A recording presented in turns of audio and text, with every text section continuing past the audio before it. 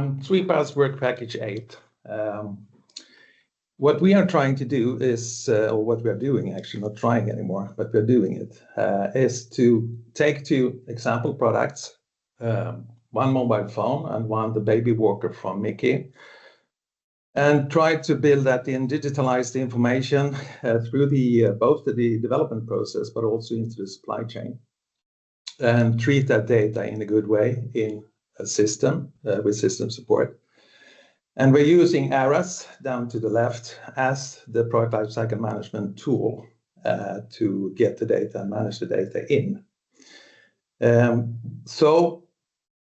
We started this spring contacting these two companies if they wanted to be in, and they wanted, and they have big support now in this. And Micki is really happy that we are supporting them with competence, but also that we learn them what is expected, and also that we learn and train their suppliers what will come from the European Union, because most of their suppliers are in China. But I think we need to go back a bit. I think it's a lot of talk about DPPs, but I think showing a DPP will not change the world from an environmental perspective. It's actually the design or development. And here we need to be clear what design and development is, because we just heard about design. And I see product development, how can we actually support product development, selecting the right things, selecting the right material, do good design, develop spare parts so we can prolong the lifetime of the product, and so on. So I think need to go back a bit into the EU Green Deal, the ESPR, and what the ESPR actually is all about. And DPP is actually a result of something, not that we change anything in the development. So we want to change that and focus more on the ESPR side than the DPP. Because, as you know, 80% of the impact is actually decisions are taken during the development phase. And then you can add on 20% and change that during the supply chain. So we're focusing on the development side. We actually can make most out of it. What are we doing then? Yeah, it's actually that getting the mindset of ESPR into the development organizations, and to actually create something what we call now expected digital product passport. And that is the goal and the targets for the products. So it's not only happening when you actually get the actual digital product passport. So the expected DPP is more or less requirements, demands, also visions and goals from the company. How sustainable do we want to be? How competitive do we want to be? How should we design? Should we have better materials with higher prices of our products, or should we actually have another strategy? So bringing up this expected digital product passport is, I think something we need to talk more about, that we have goals and targets for the actual DPPs. And it's also important information into the development phase, so they know actually how to develop things, and also then how to produce things, and also how to procure things, how to build up the supply chain in a sustainable way. So it's all connected in this process, from requirements to development to testing and to then producing, and then you get the actual data from the manufacturers and suppliers through the supply chain. So we have been asking our companies that supports us, Doro and Micki, about a lot of information to start to work to dig into the data lake ocean and deep dive into that. Of course, we want product specification, we want the requirements and the test methods, we want the bill of materials, the product structures, all the parts and information about the parts in the product, including packaging. We want drawings, we want CAD models, we want a lot of things. So we actually can feed that into our demonstrator and keep that information in the demonstrator and in this PLM tool. And here you can also keep control of all the reports, all the repair instructions, data sheets, all the information. So it's up to date and also is connected to the right parts and the right products. When you develop a product, of course, you get requirements in. Then you start to give the mechanical design, maybe software design, maybe electronic design.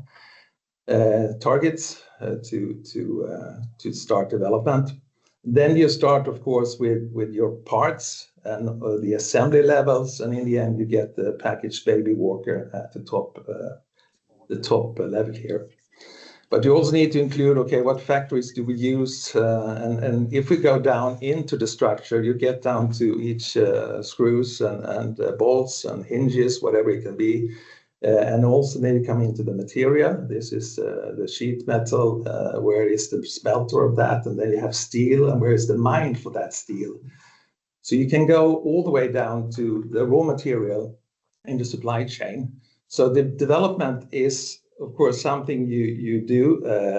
And during that phase, you also build up your supply chain and secure that you have a sustainable supply chain, but also secure that the suppliers can actually supply you with the right components and a good sustainability data regarding that.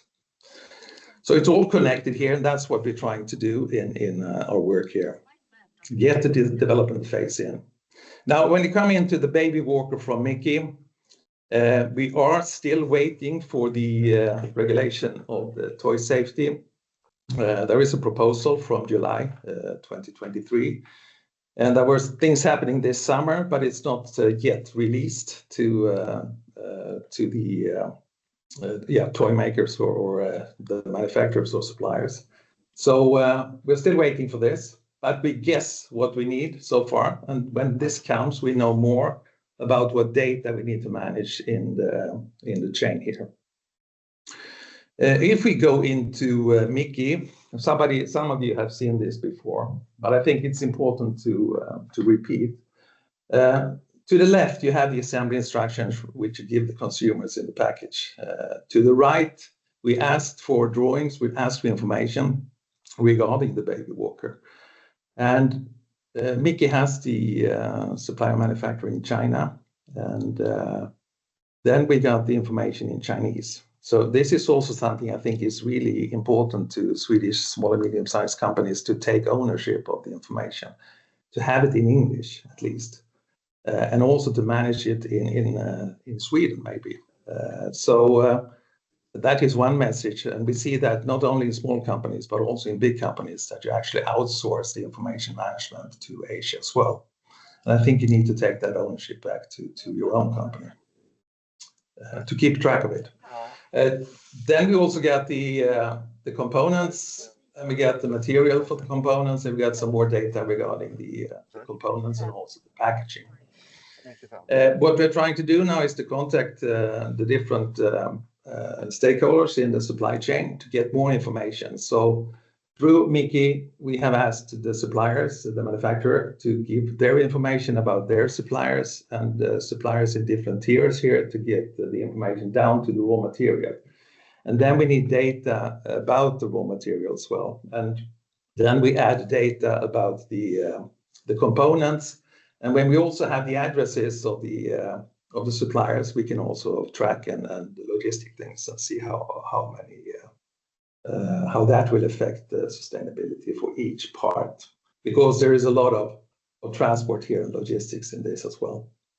So this is what we currently are doing, having contact with the whole supply chain for this baby walker to get the information that we think we need when the digital product passport is decided. Of course, to digitalize this is just in Excel, but we want to have it digitalized in a system, and then you need to start with the information model, and you can do that on a whiteboard as a start. What objects, what information do we think is necessary to connect and take care of? And you have in the middle, you have the part of the assembly. I mean, that's the product. And then you have parts, you have material, you have substances, you have risks, you have manufacturing, you have location and addresses, and you have requirements and test objects. So all this you need to find out about what, and this is maybe a company unique in somewhat way. It differs. I mean, the big objects are the same in most of the companies, but you need to do this for each company. So this is actually for Micki, in the Micki case here. Now, this then needs to be built into the tool, and we configure the tool so we get it all into the ARAS PLM tool, Product Lifecycle Management tool. So there you have all these objects and parts and information objects, and as this part, this is the top part, the Micki Baby Walker. We still, maybe you can see, maybe not, but you still need a lot of more attributes to this part, and that would be to the right of the picture, like sustainability, like CO2 emissions, whatever it can be. Lower level, you have the bill of material structure. So here you have all the parts of the product. You have the top part, the packaged baby walker. Then you have the baby walker itself. You have the front wheel assembly, box assembly, and so on. So here you have each part connected to each other. And as you see also, you have the back wheel assembly. And there you also have the wheel rim. And the wheel rim is also made of thermoplastic elastomer. And then you have also a supplier of that plastics that we have actually covered because it's a bit sensitive. So you have the structure, you have all the parts and the objects here. You even have the supplier and the supplier's addresses. So you can also calculate distances, for instance. So this is what we continue to do. And we will need more data. We will add more data to finish up this structure and information model here. Then you can also do the baby walker process plan, and this is the manufacturing. So you keep track of the manufacturing processes and the operations in the factories as well. And there you also have different objects. You can have the machines, you can have tools, you can have all the parts. If you go down to the resource number to the right, you have, it's very small, but you can see there you have a glue gun and you have a trigger clamp, and that is tools that you use in the processes. And for each of these tools or machines, you can also add information about electricity, the water consumption, so whatever it can be. So you get total a picture of production, and you also get a good glimpse, of course, of the product itself. And in total, then you can do a lot of calculation and a lot of reporting, which is really good. So we will continue with this using ARAS as the tool, and we will hunt more information going forward. When you take the bigger picture, it's actually, I mean, where are we in the corporate processes? You have the different tools for developing things to the left in the product development process. You have the CAD tools. PLM system, product lifecycle systems, is more like a hub for information. So it's connected to the different CAD tools, but it's also connected to the enterprise resource planning tool, ERP to the right, and the manufacturing tools. We actually do the building of and then you get the actual data from what you bought and what you built. And you need to keep track of this in many different systems. It's not in one system. And also in the offer to order process, you need to show customers and consumers about the data in the web shops. So it's all connected, and you need to find out where do you have the master data for a DPP, where do you have the information about repair instructions, the assembly instructions, and so on. Where can you buy spare parts, and what spare parts can you buy to prolong the product life cycle? So this is something we support companies with in trying to find out both work efficiency in the processes, but also trying to find the data, the deep down in the company. And we will continue as the next step now to collaborate with the manufacturer suppliers, the manufacturers in China, to get more material and product data and then the updated digital model in the ARAS tool. And in the end, we want to show how you can have an expected digital product passport and compare that with the actual product passport to actually have reach your targets and goals for the DPPs when you actually develop and produce things.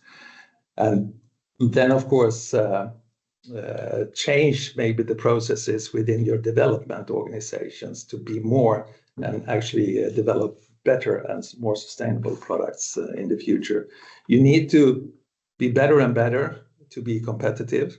So I think it's really important that you not only focus on the DPP as is, but you also need to focus on the expected DPP to be. And that was my presentation. Thank you so much, Jörgen.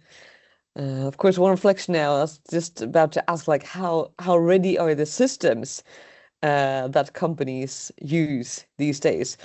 But if I understand you correctly, this needs to typically be added a few more modules to system. That's also one of your... I mean, the most common PLM system today is Excel. We can be honest on that. And specifically for small and medium-sized companies, they have all the product data in Excel, and then they set their CAD drawings to the production and manufacturing, with maybe the bill of material of the product in the Excel sheet. So that is very common. So it's not digitalized as it looks here. But I think with the demands now from EU, you need to look into how we can digitalize and be more digitalized and what systems to use. And system is not solving everything. Maybe Excel is good enough for small companies, but for larger companies, it's a lot of data to handle. And I think you need system support for this. And from my point of view, we are not selling systems. We are just focusing on the processes and how we can be more efficient. And then we select the right tools for that. And I don't have any DPP tool here because I think it's most important to know where you treat the data and manage the data. And the reporting in a DPP tool is, I think, quite simple. I mean, the tough work is this one, what we see here, to keep track of all the data.